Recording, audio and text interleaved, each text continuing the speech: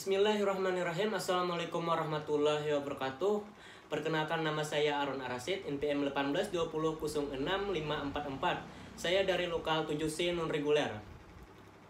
Saya akan menjelaskan isi dari makalah saya, di mana judul makalah saya adalah Politik Ekonomi Kerakyatan. Jadi saya langsung saja membacakan isinya. Dalam politik ekonomi kerakyatan mempunyai aspek penting untuk terciptanya politik ekonomi kerakyatan. Yang pertama adalah definisi politik ekonomi kerakyatan. Definisi politik ekonomi kerakyatan mempunyai dua poin penting, yaitu yang pertama adalah politik ekonomi. Politik ekonomi. Jika sistem ekonomi menunjuk pada aturan main yang disepakati suatu masyarakat untuk dipakai sebagai pedoman pelaksanaan tindakan dan kegiatan ekonomi masyarakat, maka politik ekonomi adalah tindakan-tindakan action tertentu yang diambil atau dilakukan pemerintah untuk mencapai tujuan yang telah ditetapkan. Misalnya, di negara Indonesia yang tercantum dalam GBAHN, meningkatkan kesejahteraan penduduk atau warga masyarakat. 2. Menjamin berlakunya hukum dan ketertiban masyarakat. 3. Menjamin kebebasan berpendapat dan mempertahankan diri dari serangan luar. 4. Menyediakan sarana-sarana kesehatan dan pendidikan yang memadai. Poin definisi politik kerakyatan yang kedua adalah ekonomi kerakyatan.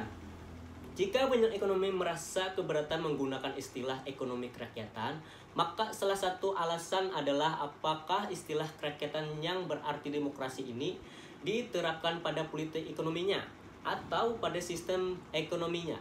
Dari definisi-definisi yang diberikan di atas menjadi jelas bahwa politik ekonomi maupun sistem ekonomi keduanya dapat dan harus dibuat lebih demokratis, yaitu artinya politik ekonomi yang benar harus menghasilkan atau dapat mewujudkan satu atau lebih tujuan yang menguntungkan sebagian besar atau lebih baik lagi seluruh masyarakatnya, bukan hanya bagi keuntungan atau kemanfaatan orang-orang.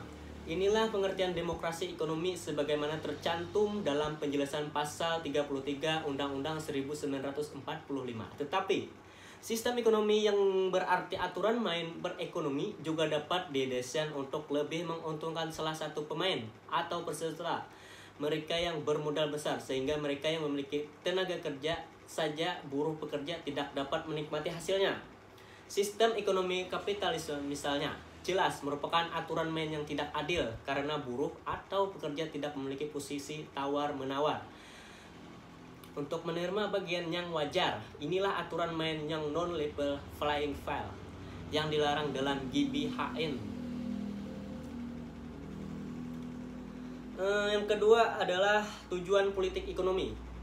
Di Indonesia pemegang kekuasaan itu ditentukan oleh partai, sekelompok partai atau koalisi yang kekuasaannya dimiliki oleh pemegang kekuasaan, memberikan wewenang atau power kepada dia dalam mempengaruhi perilaku individu-individu yang ada di masyarakat. Ilmu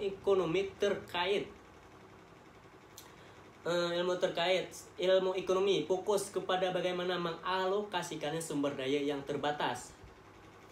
Yang terbatas itu untuk memenuhi kebutuhan manusia yang tidak terbatas. Sumber daya yang dimaksud meliputi adalah hutan, tanah, air, dan lain-lain. Beberapa literatur memasukkan teknologi dalam kemampuan entrepreneurship atau kewirausahaan sebagai sumber daya. Di sini terlihat bahwa untuk mengalokasikan sumber daya di antara kelompok jelas diproduksi, misalnya fokus pada industri atau jasa, dan bagaimana metode yang digunakan dan memproduksi barang, jasa, diproduksi padat, karya padat mudah. Ketiga, sejarah ekonomi politik. Sejarah ekonomi politik di Indonesia sendiri, ilmu ekonomi politik baru diajarkan dalam 2 dekade terakhir ini. Tetapi jika diperhatikan dari sejarahnya, ilmu ekonomi politik ini sebenarnya sudah sangat tua sebenarnya. Ilmu ekonomi politik ini sudah dibahas dari zaman Aristoteles, seorang filsuf dari Yunani kuno. Melihat hal ini, pengembangan ilmu ekonomi politik terus berlanjut dari zaman ekonomi klasik, neoklasik, sosialis, dan sampai pada zaman sekarang ini. Menurut Dale Farnov 2006-36, pada zaman klasik antara ilmu ekonomi dan ilmu politik menyatu. Tetapi pada perkembangannya di masa neoklasik, ilmu ekonomi dan ilmu politik dipisahkan dan bukan merupakan suatu kesatuan.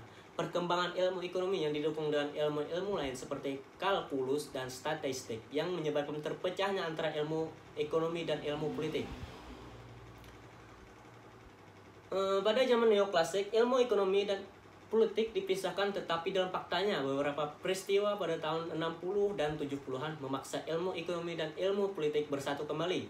Hal ini timbul karena adanya fakta berperilaku ala frente atau sering disebut dengan rent seeker yang dilakukan oleh penyelenggara negara pada tahun 70-an. Terjadi peristiwa penghapusan standar emas oleh Amerika dan juga ekonomi Jepang yang meroket, yang memaksa negara-negara harus memahami interaksi ekonomi politik untuk menata ekonomi internasional. Menurut Clark dalam Justika 20398, munculnya teori ekonomi dapat dilihat dari periode antara abad 14 dan abad 16 yang disebut dengan Great Transformation di Eropa Barat, di mana dalam hal ini menyelisihkan sistem ekonomi feodal, di mana dengan adanya pasar ekonomi baru memunculkan peluang untuk menyampaikan ekspresi untuk individu yang sebelumnya ditekan oleh lembaga gereja, negara, dan komunitas. Keempat,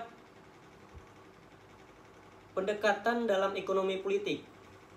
Nah, pendekatan ekonomi dalam pendekatan pilihan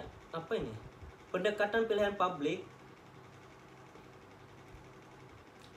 Yang keempat, pendekatan dalam ekonomi politik. Pendekatan dalam ekonomi politik terbagi dua poin. Yang pertama adalah pendekatan pilihan publik. Pilihan publik adalah suatu sikap individu dalam menentukan pilihan mereka secara rasional. Dalam ekonomi politik, analisanya tertuju pada aktor yang dianggap sebagai pelaku dari kegiatan ekonomi tersebut. Individualisme metodologis dan menempatkan sikap rasional individu di dalam institusi non-fasa. Namun karena sifatnya yang longitudinal, maka hasil yang dimunculkan oleh model-model pilihan publik berbeda-beda pada suatu negara ke negara lainnya. Yang kedua adalah pendekatan neo-Marxis. Pendekatan neo-Marxis dalam ekonomi politik menekankan pada sifat holistik, yakni analisis secara menyeluruh, mengenal pentingnya aspek-aspek kehidupan makro dari sistem ekonomi dan sistem politik. Selain itu, pendekatan ini memiliki model yang aspek komparatif, yakni berusaha membandingkan secara ekspansif. Pendekatan ini juga menyoroti dan memodelkan berbagai perbedaan antar negara di bidang kesejahteraan, pertumbuhan ekonomi, dan ketergantungan kelas sosial di masyarakat. Selanjutnya, ekonomi kerakyatan dalam negara Pancasila dan contohnya. Pengertian sistem ekonomi kerakyatan. Sistem ekonomi kerakyatan ini pertama kali diterapkan oleh Dr. Andes Muhammad Hatta. Gagasan ini adalah suatu konsep politik di mana dalam bidang ilmu perekonomian, di mana pusatnya adalah Rakyat Konversi ELO atau International Labour Organization pada tahun 1989. Yang ke-169 lalu mendefinisikan ekonomi kerakyatan sebagai suatu sistem ekonomi tradisional yang sudah menjadi pondasi bagi kehidupan masyarakat lokal di dalam mempertahankan kehidupannya tersebut. Pengertian ini lalu dikembangkan lagi berdasarkan keterampilan dan juga pengetahuan masyarakat.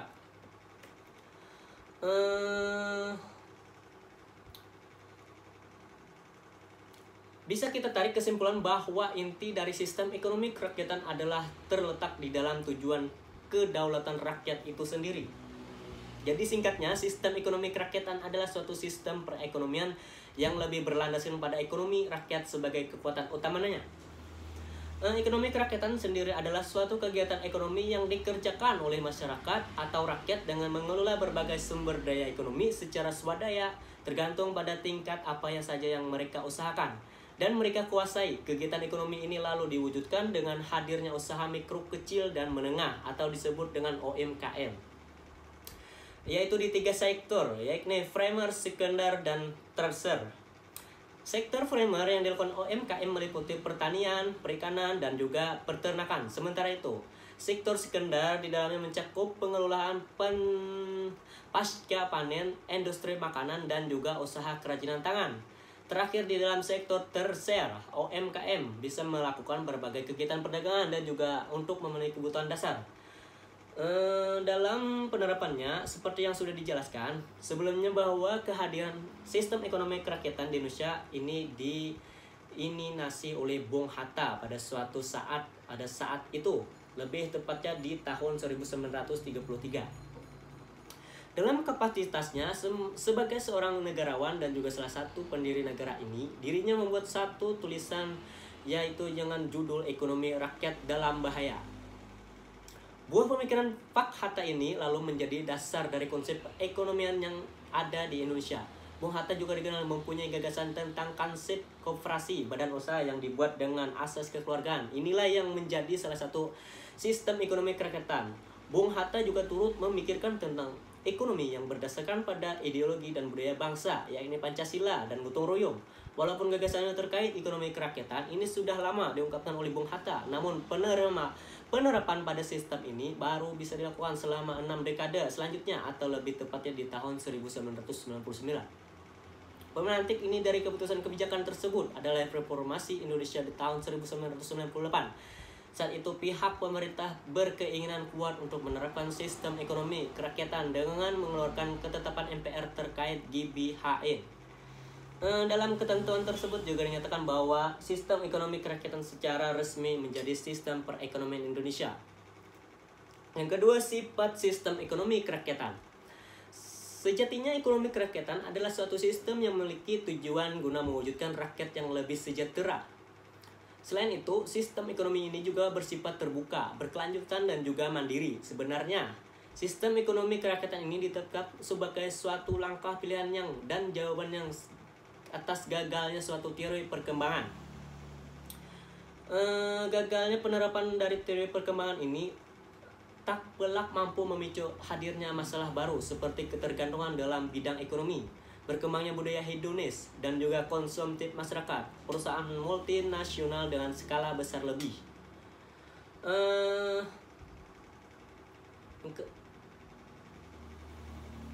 Yang keempat, penerapan di Indonesia. Bukti pertama perwujudan koperasi yang berlatar belakangi oleh Undang-Undang Pasal 33 ayat 1 dengan asas yang mendasarinya adalah asas kekeluargaan.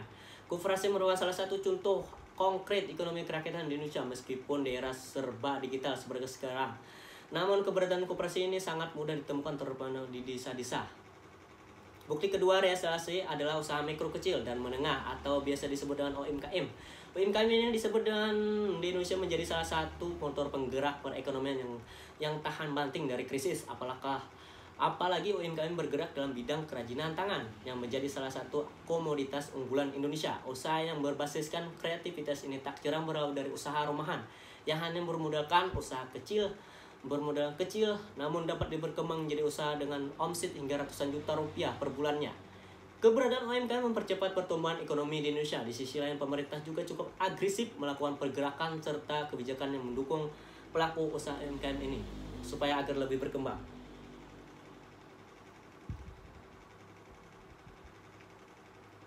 Nah, mungkin ini saja yang dapat saya sampaikan, beberapa isi dari makalah saya, di mana judulnya adalah Politik Ekonomi Kerakyatan. Saya ucapkan terima kasih, salah hilap mohon maaf. Assalamualaikum warahmatullahi wabarakatuh.